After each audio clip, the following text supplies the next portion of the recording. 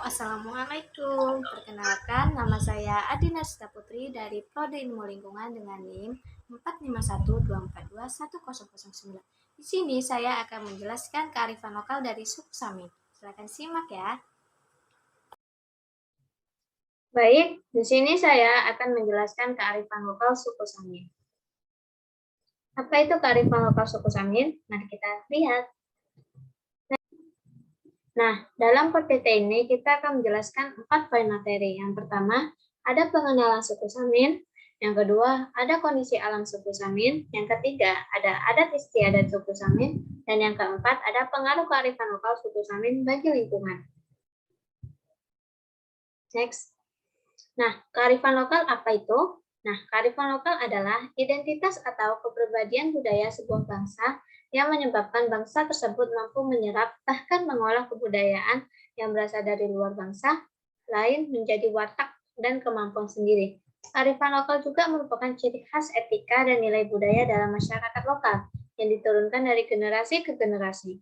Nah, kearifan lokal ini juga didefinisikan sebagai kemampuan beradaptasi, menata, dan menumbuhkan pengaruh alam serta budaya lain yang menjadi motor penggerak transformasi dan penciptaan keanekaragaman budaya Indonesia yang luar biasa ini.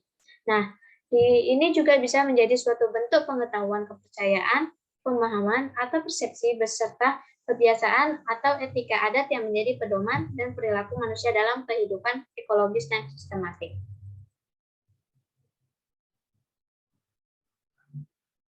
Nah, pertama, apa itu pengenalan suku Samin?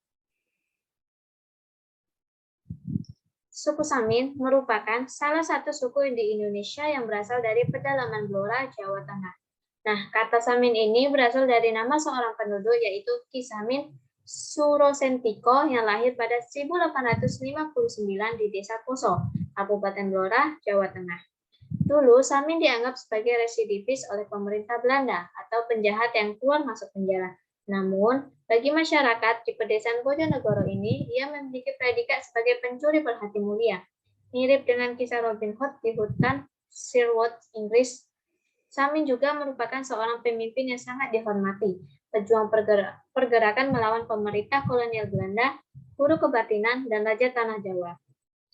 Dalam suku Samin ini masih memegang teguh tradisi dan adat memiliki ajaran sendiri. Mereka sangat konsisten dalam berperilaku, menjunjung tinggi kejujuran, tidak iri, tidak dengki, dan tidak berprasangka jelek pada orang lain.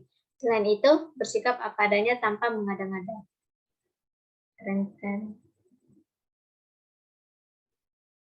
Nah, mereka ini juga menganggap semua orang sebagai saudara dengan mengedepankan kebersamaan. Contohnya, berlaku dalam hal simpan pinjam. Di salah satu daerah yang masih kuat memegang ajaran Samin, ada arisan setiap 35 hari sekali. Iuran tersebut akan dikumpulkan menjadi tabungan, lalu bisa dipinjamkan kepada siapa saja, tanpa ada bunga. Selain itu, ada juga sikap gotong royong yang tinggi, misalnya saat ada yang membangun rumah atau mengerjakan sawah, tanpa diminta semua warga akan datang untuk membantu. Gotong royong ini dikenal oleh suku Samin sebagai sambatan atau rukunan. Keunikan lainnya, mereka memegang teguh solahing ilat atau gerak lidah, yang artinya lidah harus dijaga agar tetap mengucapkan kata-kata yang jujur dan tidak menyakiti orang lain. Ini termasuk gambarnya.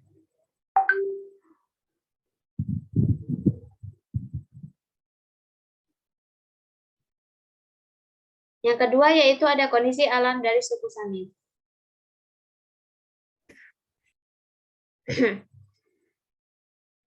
Sudah? Nah, yang kedua yaitu ada kondisi alam suku Samin. Di dalam pandangan masyarakat Samin terhadap lingkungan yang sangat positif. Mereka hanya memanfaatkan alam, misalnya mengambil kayu secukupnya saja dan tidak pernah mengeksploitasinya.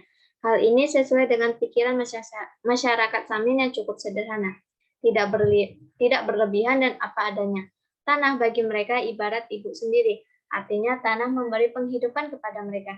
Sebagai petani tradisional, maka tanah mereka diperlakukannya sebaik-baiknya. Dalam pengelolaan lahan, mereka hanya berdasarkan musim saja, yaitu penghujan dan kemarau. Masyarakat Samin menyadari isi dan kekayaan alam habis atau tidak tergantung pada pemakaiannya. Next.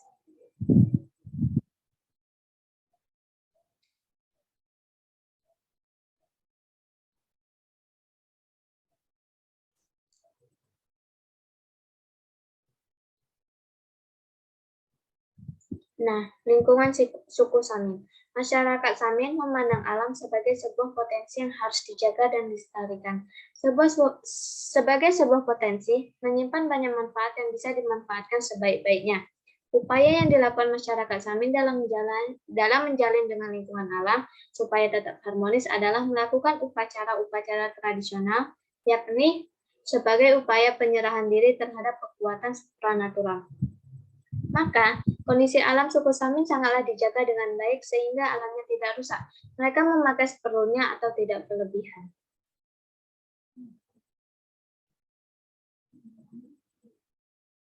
Nah, yang ketiga ada adat istiadat suku Samin. Apa itu adat istiadatnya? Yang pertama, kearifan lokal adat istiadat suku di suku Samin itu ada sosial, yang kedua budaya, dan yang ketiga adalah ekonomi.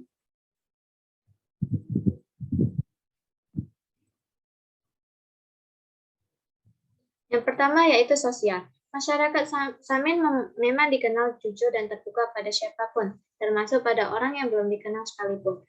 Mereka akan berbicara sesuai realitas tanpa rekayasa, meski kadang dinilai sebagai cukup lugu dan cenderung bodoh. Cara inilah yang digunakan saat dulu mereka melawan Belanda. Meski sudah mengerti, namun pura-pura tidak mengerti. Mereka juga menganggap semua orang yang sebagai saudara dengan mengedepankan kebersamaan. Contohnya berlaku dalam hal simpan pinjam. Di salah satu daerah yang masih kuat memegang ajaran Samin, ada arisan setiap 35 hari sekali, iuran akan dikumpulkan menjadi tabungan, lalu bisa dipinjamkan kepada siapa saja tanpa ada bunga. Nah, yang kedua juga sikap gotong royong yang sangat tinggi. Saat ada yang membangun rumah atau mengerjakan sawah, semua warga akan datang tanpa terkecuali untuk membantu gotong royong tersebut. Dan mereka dikenal dengan sambatan atau rukunan. Yang kedua ada budaya. Keunikan lainnya, mereka memegang teguh solahing ilat atau gerak lidah, yang artinya lidah harus dijaga agar tetap mengucapkan kata-kata yang jujur dan tidak menyakiti orang lain. Jangan menyakiti orang lain kalau tidak mau disakiti. Jangan membohongi orang lain kalau tidak ingin dibohongi. Jangan mencelakai orang lain kalau tidak mencelakai, dan masih banyak lagi.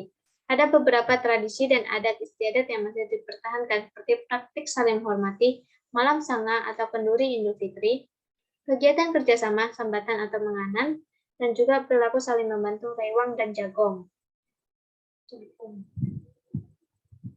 Yang ketiga atau terakhir ada ekonomi. Masyarakat adat Samin ini di Dusun Karangpaca, Desa Klopo Dhuwur mayoritas bekerja sebagai petani. Pekerjaan ini telah dilakukan sejak awal munculnya ajaran Samin. Bertani merupakan bagian dari masyarakat adat Samin yang tidak dapat dipisahkan. Walaupun pada saat ini generasi-generasi mudanya juga mulai melakukan pekerjaan lain. Namun bertani tetap menjadi pekerjaan utama di dalam keluarga masyarakat adat Samin ini. Menurut Haryadi 2016, masyarakat adat Samin ini termasuk dalam petani tradisional atau istilah Jawanya adalah petani utun. Petani Samin bekerja sawah yang sebagian besar merupakan warisan dari leluhur mereka. Dalam ajarannya tidak diperbolehkan untuk menjual lahan sawah mereka kepada orang lain, sehingga sawah yang mereka miliki merupakan hasil warisan turun-temurun. Dalam mengerjakan sawah, mereka juga termasuk ke dalam petani sangem yang dipinjami oleh lahan perhutani untuk ditanami komoditas pertanian. Nah, yang keempat ada pengaruh kearifan lokal suku Samin bagi lingkungan.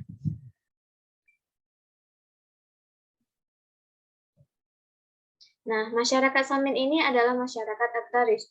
Cara mengelola sumber daya alam dan lingkungannya sangat dipengaruhi oleh pandangan hidupnya. Ajaran Samin memberikan tuntunan untuk membimbing manusia berbuat baik dan jujur, dan tidak boleh mencuri, membenci orang lain, ataupun menyakiti orang lain. Mereka meyakini bahwa dengan melaksanakan ajaran Samin Surosentiko, mereka akan terbebas dari hukum karma. Siapa yang melanggar akan mendapat hukuman yang sesuai dengan perbuatannya. Ajaran Samin menuntut masyarakat untuk berbuat baik, tidak hanya terhadap sesama manusia, tetapi juga sesama makhluk hidup dan lingkungan alam sekitarnya. Beberapa prinsip ajaran Samin atau pandangan hidupnya dalam mengelola sumber daya hayati antara lain.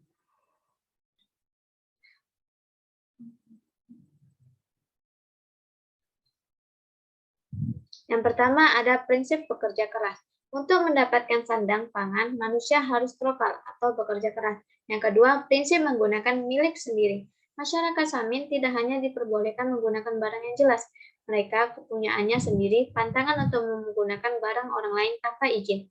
Yang ketiga, prinsip rukun. Rukun dengan istri atau suami, anak, orang tua, tetangga kanan kiri, dan rukun kepada sesama makhluk, tumbuhan, hewan, dan lingkungan sekitar. Yang keempat, prinsip berbuat baik. Ojo halamak susah. Ojo drengkis rei, dawan kemeret tukar padu, bodok colong, begal keju ojo, dilakoni, opu maneh, putil juput, nemuai omoh. Jangan berlakuan buruk, keinginan memiliki kepunyaan orang lain, iri hati, bertengkar mulut, merampok, mencuri, menjamret, jangan dilakukan. Menemukan barang yang bukan miliknya saja tidak mau.